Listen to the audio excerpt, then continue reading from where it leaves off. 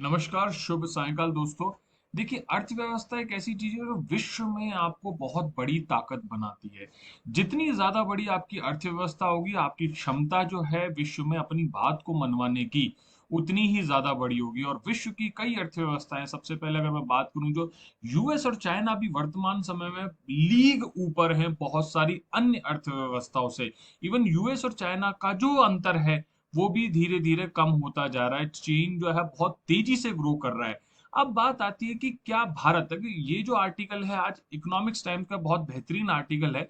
हम सब लोगों की इच्छा है कि हम लोग भी एक बहुत बड़ी अर्थव्यवस्था बने, या फिर डॉलर 10 ट्रिलियन जितनी बड़ी अर्थव्यवस्था क्या हम बन सकते हैं? और अगर हम बन सकते हैं तो कब तक बन सकते हैं? और कब तक बन सकते हैं तो कैसे बन सकते हैं? ये 3-4 जो सवाल हैं, मैं इनकी चर्चा स्पष्ट रूप से आप करूँगा। बहुत ही शानदार आर्टिकल है। यूपीएससी के प्री और मेंस दोनों ही सिलेबस में इससे संबंधित सवाल पूछे जा सकते हैं। प्री में जो पर्टिकुलर कॉन्सेप्ट हैं, जैसे कि भाई अगर बात करें कि करंट फिस्कल ईयर्स की बात करें, या फिर जो एक्सचेंज रेट की बात करें, या फिर जो नॉमिनल ग्रोथ रेट की बात करें, या रियल ग्रोथ रेट की बात करें, वो सारी चीजें जो हैं वो हमारी इस चर्चा में कवर होगा।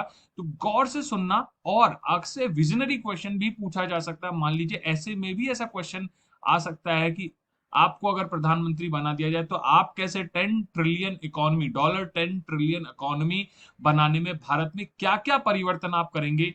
क्या क्या वर्तमान समय में सरकारी सुधार कर चुकी है जिससे कि ऐसा किया जा सके, या क्या भविष्य में हमें ऐसे बदलाव करने होंगे जिससे हम इस लक्ष्य को प्राप्त कर सकें? मेरा नाम है Rishi Sudhanshu Pandey, proud Indian, rank 20 RS 2018। और ये सारी वो जगह हैं जिन जहां मैं लगभग सभी के सवालों के जवाब लगभग दे चुका हूं।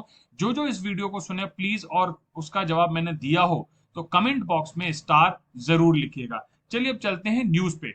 देखो, इकोनॉमिक्स टाइम्स की बहुत बढ़िया आर्टिकल की डॉलर 10 ट्रिलियन इकोनॉमी बाय 2030। तो पहला सवाल का जवाब तो ये, कब तक का जवाब है 2030 का टारगेट अभी हम ले रहे हैं। अभी हम 2021 में हैं, तो ऑलमोस्ट 10 ईयर्स हैं हम लोग के पास इस टारगेट को पाने के लिए।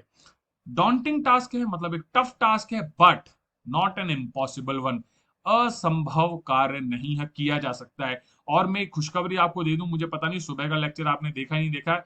100 गीगावाट की जो रीन्यूएबल पावर की कैपेसिटी इंस्टॉल्ड है वो हमने अचीव कर ली है। और मैं बता दूं आपको, ये एक बहुत ही बड़ा अचीवमेंट है। आप सब लोग इसको हो सकता है कि इतने सिंसियरली या सीरियसली नहीं ले रहे हो, but it's a very very great achievement. And अगर मैं प्रोसेसिंग की देखूं और जो टेंडरिंग की प्रोसेस देखूं कि भाई इंस्टॉलेशन चल रहा है और टेंडरिंग भी चल रहा है, तो हम लगभग 147 गीगावाट का जो टारगेट है उसको अचीव कर चुके हैं। और 2022 तक हम लोग का टारगेट था कि 175 गीगावाट हम इंस्टॉल्ड कैपेसिटी ले आए। और मुझे जहां तक लगता है कि अगले 1.5 साल में ये संभव है। वर्तमान सरकार बहुत तेजी से इस ओर बढ़ के कार्य कर रही है, तो वो किया जा सकता है। तो इसी रूप में मुझे लगता है कि ये जो लक्ष्य है वो भी कहीं ना कहीं संभव है। अब मैं आपको दिखाया तो यूपीएससी पेपर जीएस 3 में स्पष्ट रूप से उदारीकरण का अर्थव्यवस्था पर प्रभाव और उसके साथ साथ changes in industrial policy and there effects on industrial growth, ये टॉपिक है। इसके अलावा पेपर 3 में इनडायरेक्टली भी इससे संबंधित सवाल पूछा जा सकता है। कोई स्पष्ट रूप से ग्रोथ या उसका कोई टॉपिक तो नहीं है, लेकिन मेंस में इस पे सवाल पूरा बनना संभव है। प्री में कई इसके कॉन्सेप्ट हैं, उन पे सवाल बनता है।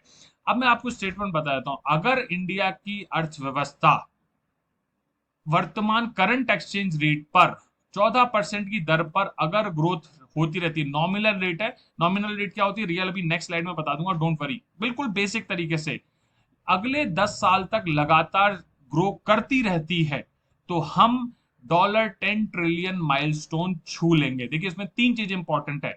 नॉमिनल ग्रोथ रेट 14%, किस पे, करंट एक्सचेंज रेट, और कब तक, लगभग अगले 10 साल तक अगर ये हम ग्रोथ बनाए रखते हैं तो डॉलर 10 ट्रिलियन हम छू लेंगे।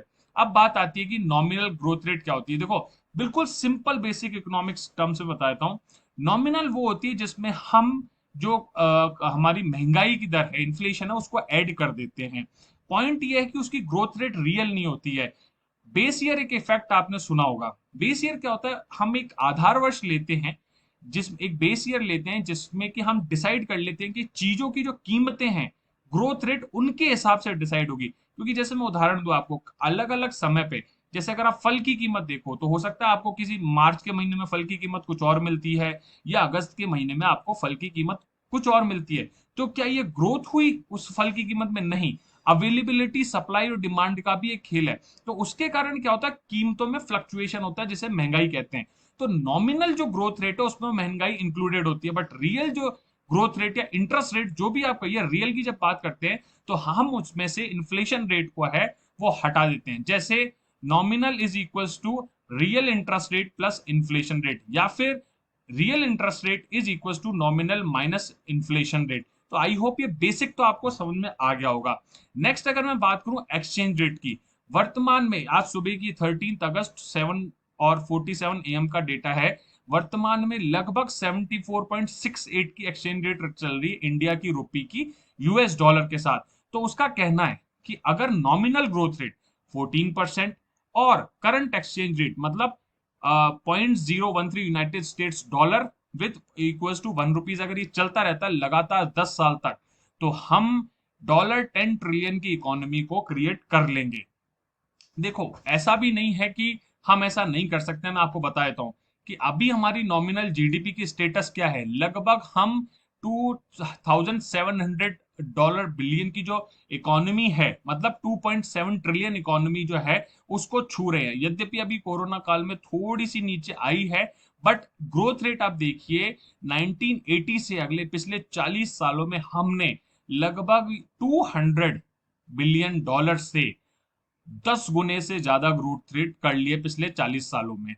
अभी हमें कितनी करनी है? केवल 5 गुनी। आप ये मानिए कि लगभग 3 साढ़े 3 गुना हमें ग्रोथ रेट लेनी है। और सबसे बड़ी है बात, अभी संभावनाएं काफी ज्यादा है, क्योंकि अभी डेवलपमेंट के जो रिसोर्स जो डायमेंशन है वो खुल रहे हैं। क्योंकि कोविड के बाद पूरी जो वैश्विक अर्थव्यवस्था है, ग्लोबल सप्लाई चेन है, वो भी काफी हद तक बदलना शुरू हो रही है। और इंडिया को एक बहुत बड़े हब के रूप में, न केवल मार्केट के रूप में, बल्कि टेक्नोलॉजी प्रोवाइडर और टेक्नोलॉजी रिसर्च एंड डेवलपमेंट में काम करना, स्पेस टेक्नोलॉजी है। अगर हम फार्मास्यूटिकल्स की बात करें तो वहां पे तो बहुत सारे ऐसे डायमेंशन जो इंडिया के खुल गए हैं। तो ये पूरी संभावना है कि ऐसा हो जाए। नेक्स्ट मैं बात करता हूं, देखिए ये वही स्टेटमेंट है कि India would need to grow by 14% nominal terms, $10 trillion economy हो जाएगी। कई ऐसे वर्ष रहे हैं जहां भारत में ये जो ग्रोथ रेट आपको लग रहा होगा 14%, नहीं देखिए नॉमिनल की बात चल रही है, रियल की बात अलग है। नॉमिनल 14% ग्रोथ रेट भारत ने कई वर्षों में पाई भी है, with inflation expected to be higher. सामान्यतः अभी क्या ऐसा माना जा रहा है कि इन्फ्लेशन रेट से थोड़ी हाई ही चलेगी, जैसे कि कोरोना काल के दौरान प्रॉब्लम्स आई हैं। तो ये जो नॉमिनल ग्रोथ रेट है ये भी राइज होने की बात मानी जा रही है कि ये भी हम लगभग 14% अचीव कर सकते हैं। एक चीज और है कि government is targeting $10 trillion economy by 2032 to raise up people below the poverty line. अगर हमारी इकोनॉमी $10 ट्रिलियन हो जाती है बाय 2032, तो हमारे यहाँ जो गरीबी का स्तर है वो काफी हद तक समाप्त ही हो जाएगा। थोड़ी सी से ज्यादा रेट अगर मिल जाती है तो हम इस टारगेट को पहले भी अचीव कर सकते हैं। तो this is a very important and critical point. इसके अलावा मैं बता दूं कि देखो नॉमिनल ग्रोथ रेट और रियल जीडीपी ग्रोथ रेट में अंतर देख लो आप।